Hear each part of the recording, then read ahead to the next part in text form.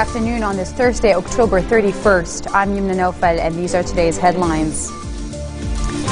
The corpses of the victims of the ferry sinking off the coast of Indonesia returned to Lebanon. A bomb explodes near an army intelligence station in the central Ba'a region of Jalala. And the OPCW says all of Syria's declared chemical arms production equipment has been destroyed ahead of a friendly deadline. The corpses of the victims of the ferry sinking off the coast of Indonesia are back in Lebanon. The corpses of 34 asylum seekers arrived at noontime at the Rafiq Hariri International Airport, where their loved ones were waiting for them. Several officials, including Interior Minister Marwan Sharbil and Foreign Minister Adnan Mansour, were among the crowd at the airport.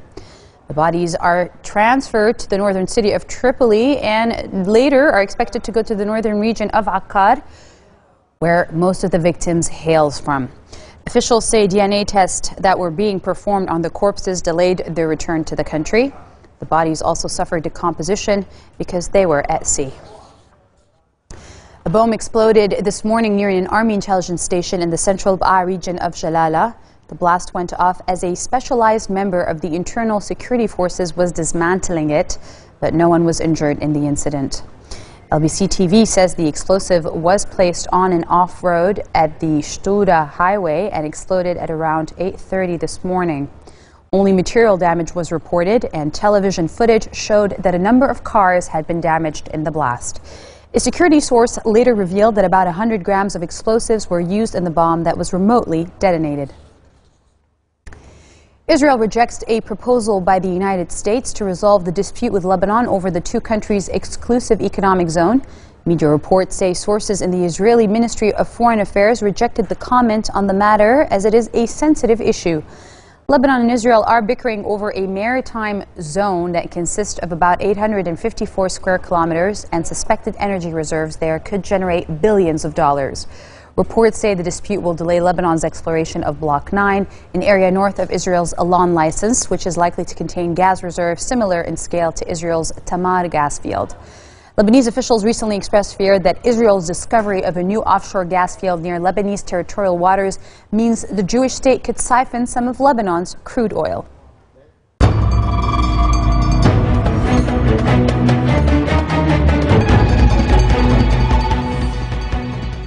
All of Syria's declared chemical arms production equipment has been destroyed ahead of a Friday deadline. This is according to a source at the Organization for the Prohibition of Chemical Weapons.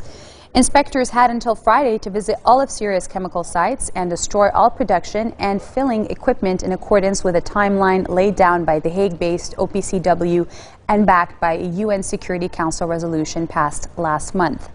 The resolution was agreed by the U.S. and Russia to avert military strikes on Syria after deadly chemical weapons attacks outside Damascus in August, which the West blamed on President Bashar al-Assad's regime. A first monthly report of the inspectors covering their work on the ground since October 1st has been sent to the UN Security Council by UN Chief Ban Ki-moon.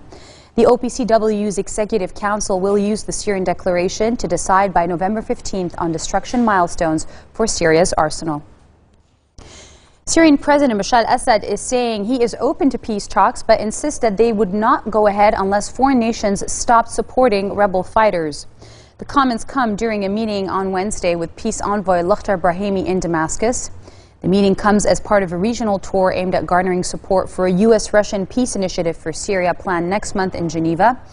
Assad also warned there must not be any foreign intervention in seeking a solution to Syria's civil war, in which an estimated now 115,000 people have died in.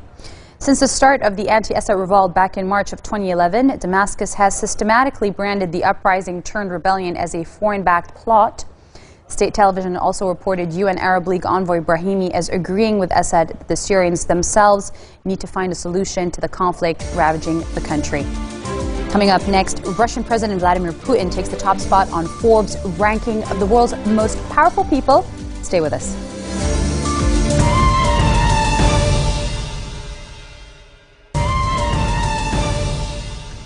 The European Union says it deplores Israel's decision to build new settler homes in East Jerusalem, recalling that settlements are illegal under international law. Israeli Prime Minister Benjamin Netanyahu on Wednesday agreed to plans to build 1,500 new settler homes in the city's Arab sector, a move the Palestinians said would destroy the peace process.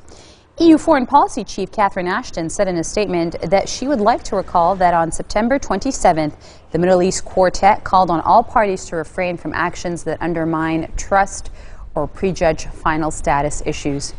Ashton said the EU deplores the recent settlement announcement. Any actions that could hamper or undermine the ongoing negotiations must be avoided. A spokesman for Palestinian President Mahmoud Abbas, Nabil Abu Daina, said the move is a message to the international community that Israel is a country that does not respect international law.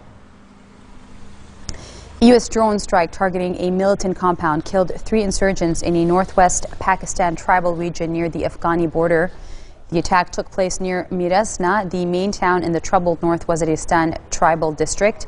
A U.S. drone fired 2 missiles on a militant compound, hitting a part of the house and also a vehicle parked there, killing 3 militants, according to a senior security official. He said that fire engulfed the vehicle soon after the attack, while local people were trying to recover the dead bodies and injured trapped beneath the rubble of the compound. Another official in the city of Peshawar confirmed the attack, saying the identities of the militants were immediately unclear. The Pakistani Defense Ministry said 317 U.S. drone strikes in the country's tribal areas had killed 67 civilians and over 2,000 militants since 2008. The United Nations says that the United States has pledged not to spy on the world body's communications after a report that the National Security Agency had gained access to the UN video conferencing system. The UN contacted U.S. authorities after the spying revelations were made by German news magazine Der Spiegel in August, citing documents leaked by former NSA contractor Edward Snowden. Nasrki declined to comment further when asked if U.S. authorities had previously spied on UN communications. U.S. officials speaking on condition of anonymity said on Wednesday that the United States is not conducting electronic surveillance targeting the UN headquarters in New York. And the U.S. has faced international criticism over its far-reaching global surveillance activities following Snowden's disclosure of previously secret documents this year. President Barack Obama was talking about health care and said that the website has made signing up for insurance under his signature health law difficult to get repairs quickly. He spoke at Boston's historic Faneuil Hall, where in 2006, then Governor Mitt Romney, a Republican, signed a state law that served as a model for Obama's health reforms. Like Obamacare, that law had a rocky start as well. State officials delayed some aspects for several months, and the White House says only 123 people signed up in the first one. The president has repeatedly promised that people who are happy with their health plans would not have to change coverage. Let's face it, we've had a problem. The website hasn't worked the way it's supposed to over these last couple of weeks. And as a consequence, a lot of people haven't had a chance to see just how good the prices for quality health insurance through these marketplaces really are.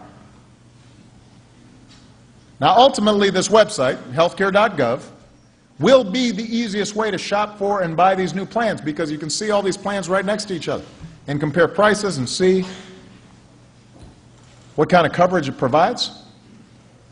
But look, there's no denying it. Right now, the website is too slow. Too many people have gotten stuck. And I am not happy about it. And neither are a lot of Americans who need health care. And they're trying to figure out how they can sign up as quickly as possible. So there's no excuse for it. And I take full responsibility for making sure it gets fixed ASAP. We are working overtime to improve it every day. Every day.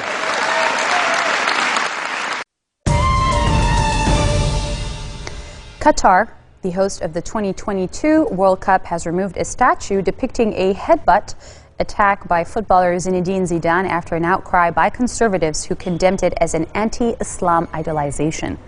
The 5-meter sculpture depicting the France footballer attacking Italy's Marco Materazzi in the 2006 World Cup final was put on display on Doha's Corniche on October 3rd. But the statue, sculpted by Algerian-born French artist Adel Abdessamid, appears to have offended Muslim conservatives who saw it as a violation of religious tenets. To avoid the possibility of idolization, Islamic jurisprudence prohibits statues of human beings and animals. Although some Muslim countries display statues in public, conservative Gulf nations mostly do not. The Qatar Museum Authority brought the coup d'etat sculpture after it was put on display earlier outside the Pompidou Center in Paris. Russian President Vladimir Putin takes the top spot on Forbes' 5th annual ranking of the world's most powerful people as he continues to solidify control over Russia and the international stage. President Barack Obama dropped from the #1 spot to the second one, followed by General Secretary Communist Party of China Xi Jinping. The Pope was number 3rd, and Pope Francis was number 3rd, and German Chancellor Angela Merkel was number 4. Running out the top 10 are Bill and Melinda Gates Foundation co-founder, Chair Bill Gates at number 6, Reserve Chairman Ben Bernanke, and Saudi Arabia King Abdullah bin Abdulaziz, who made it to number 8.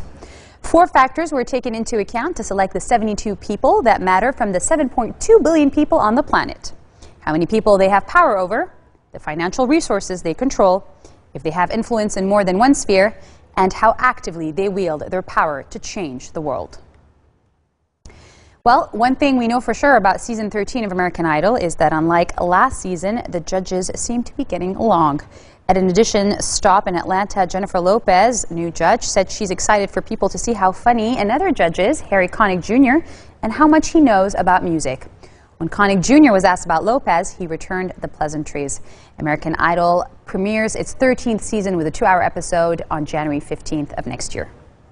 How are things different? It's different than Randy and Steven. It's two totally different personalities, and that's what makes it fun. You know, it's not the same as before. It's you know, I think people are really gonna a discovery with Harry. You know what I mean? I don't think people know your personality. I've seen you on a few talk shows, and I knew you were funny, but people are not. They don't know him that way, I don't think, and I think it's gonna be a pleasant surprise. What kind of surprises? What did you learn? Well, he's incredibly funny. His music education is so far beyond the normal person, I think, and what he has to offer to America, just in terms of learning new things about the art of singing, the art of playing, all of that is, and even the art of being a performer is so wide and so kind of deep that it's going to be something new for the show. What did you learn about gender? I'm surprised to find out. I learned that I need to hire her as my press agent. No, no one. I mean, I know Jennifer as a fan, and no one really has any idea what it takes to be Jennifer Lopez. I mean, it's people say a lot of times, "Well, I want that. I want that." Well, if they wanted it, they would do what it takes to get there. And they don't even have a tenth of a percentage of an understanding of what it takes to do what Jennifer does. These people who audition for this show are so lucky to have a minute of your time, whether they make it through or not, because the essence of what American Idol is looking for is a new superstar. And Jennifer embodies superstar. That's what she is. And how she got there is in that head, and anybody who can pull a little bit of that out is very lucky. This marks the end of our bulletin for today. Now for a reminder of our headlines. Corpses of the victims of the ferry sinking off the coast of Indonesia returned to Lebanon. The bomb explodes near an army intelligence station in the central Bekaa region of Jalala. And the OPCW says all of Syria's declared chemical arms production has been destroyed ahead of a Friday deadline. Live on Future Television, those are your Halloween headlines. Make sure you have a very spooky and nice ones tonight. And we'll see you again tomorrow. Good night.